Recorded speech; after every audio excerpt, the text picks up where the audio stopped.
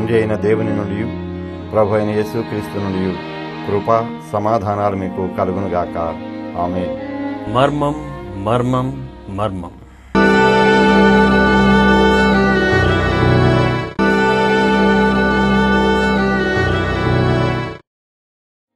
ప్రతిరోజు మన జీవితంలో తారసపడే ఎన్నో సంగతులు, అలాగే అనుదిన జీవన గమనములో నిత్యము ఎదురయ్యే అనేక సంగతులు అనుభవంలోనికి వస్తూ కూడా అర్థం కాకుండా మిగిలిపోతూనే ఉంటాయి. అయితే పరిశుద్ధ గ్రంథములో 25వ సంకీర్తన 16వ వచనములో ఇలాగూ ఉంటుంది: యెహోవా మర్మము ఆయన యందు భయభక్తులు కలిగిన వారికి తెలిసి ఉన్నది. అవును, యెహోవా మర్మము ఆయన యందు భయభక్తులు కలిగిన వారికి మాత్రమే తెలియబడుతున్నది. అందుకే సువార్త జ్వాల సమర్పిస్తున్న ప్రతిష్టాత్మకమైన మర్మం అనే కార్యక్రమం ద్వారా దైవజనులు రెవరెండ్ పిబి రవిప్రసాద్ గారు అనేక ఆధ్యాత్మికమైన మర్మములను వారం వారం మనకు అందిస్తున్నారు. ముఖ్యంగా సృష్టి క్రమంలో దాగి ఉన్న అనేక మర్మాలను గురించి మనము ఈ కార్యక్రమంలో పరిశీలించుకుంటూ ఉన్నాం. మా తొలి ఎపిసోడ్లో ఆదిలో తనకు తానుగా ఉనికి కలిగి ఉన్న దేవుని గుణలక్షణాలను గురించి చర్చించుకున్నాం. అలాగే రెండో ఎపిసోడ్లో సృష్టి ఆరంభంలో ఉన్న శూన్యం గురించి, నిరాకారం గురించి ధ్యానించుకున్నాం. ఇక ఈ 3వ ఎపిసోడ్లో చీకటి గురించి, అగాధం గురించి అధ్యయనం చేసుకోబోతూ ఉన్నాం. చూడండి, సువార్త జ్వాల సమర్పిస్తున్న మర్మం.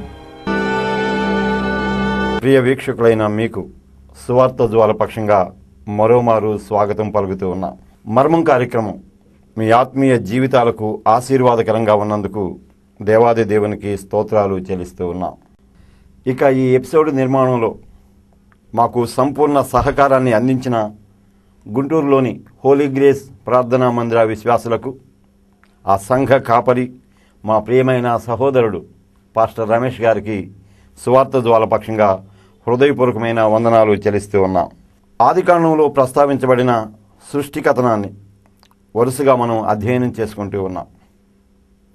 ఆదిలో అంటే ఆరంభానికి ముందు, ఇంకా చెప్పాలంటే కాలాన్ని లెక్క కట్టడం ప్రారంభించకముందు ఉనికిలో ఉన్న అనేక ఆదిమ స్థితిగతులను మనం అధ్యయనం చేసుకున్నాం.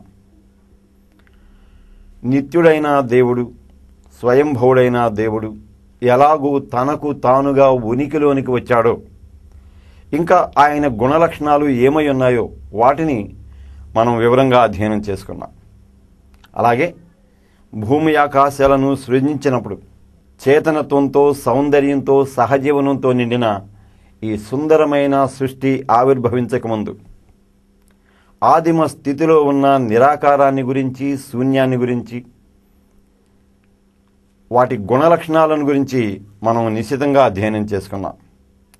ఇక ఈ ఎపిసోడ్లో ప్రాముఖ్యమైన మరో 2 విషయాలను మనం అధ్యయనం చేయబోతూ ఉన్నాం. ఆదికాండం 1వ అధ్యాయం 2వ వచనంలోనే శూన్యము, నిరాకారంతో పాటు చీకటి, అగాధాలు కూడా మనకు తారసిల్లుతాయి. ఈ చీకటి, అగాధం ఉన్నాయే, ఇవి కవలలు, ఒక స్థితి యొక్క ఇరు పార్శ్వాలు అని మనం చెప్పుకోవచ్చు.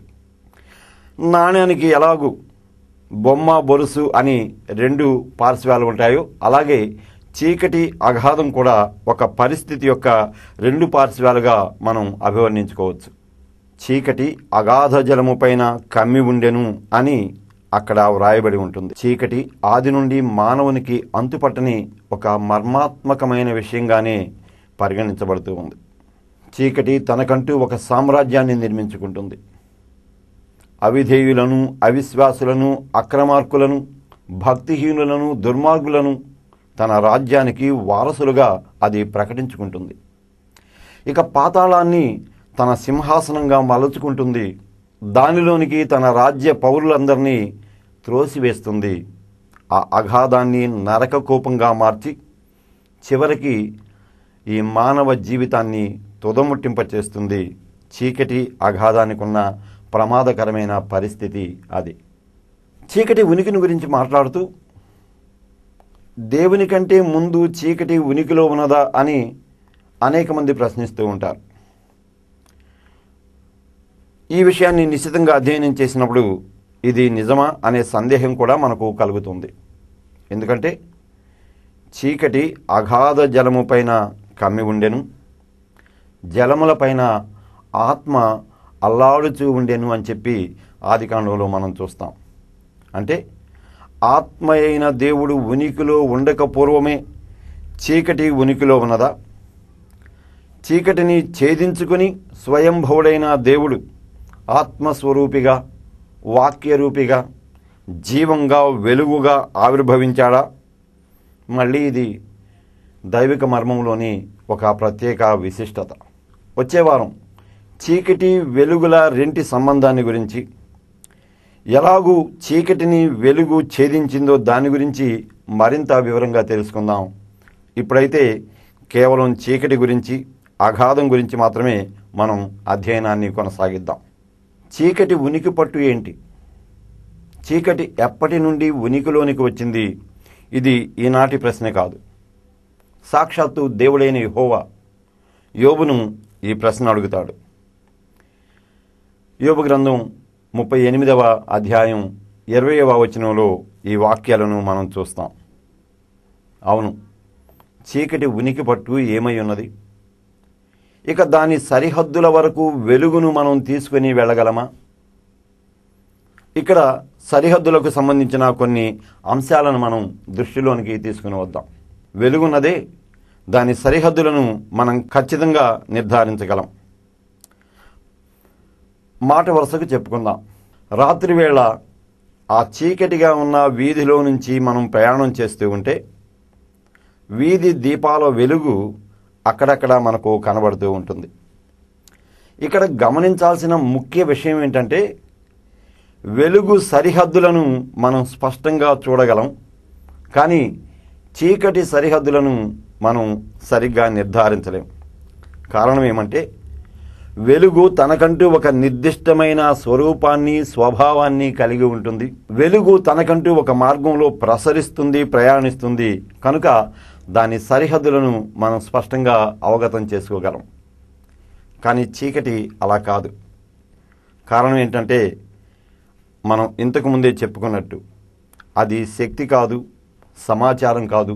పైగా శక్తిని, సమాచారాన్ని నిర్వీర్యం చేసే విచిత్రమైన పరిస్థితి. వెలుగు రాగానే చీకటి ఏమైపోతుంది? మళ్ళీ ఇది ఒక గొప్ప ప్రశ్న. చాలాసార్లు మనం అనుకుంటాం, వెలుగు రాగానే చీకటి పారిపోతుంది అనుకుంటాం. కానీ ఇది వాస్తవం కాదు. వెలుగు రాగానే చీకటి పారిపోయినట్లు నటిస్తుంది, కానీ వెలుగును వెన్నంటే నిత్యం అది నివాసం చేస్తూ ఉంటుంది. చీకటిని ఆ మాట అడిగితే అది తన భావాన్ని ఎలా వ్యక్తం చేస్తుంది? నిజమే, వెలుగును వెన్నంటి చీకటి నిత్యము నివాసం చేస్తూ ఉంటుంది.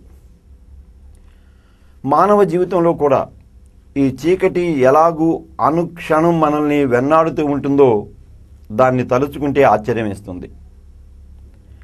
రోజు జరిగే ప్రక్రియను జ్ఞాపకం చేసుకుందాం. మనం కనురెప్ప మూసిన ప్రతి క్షణం చీకటితో సంగమిస్తూ ఉంటాం. చీకటి మనలను సంధిస్తూ ఉంటుంది.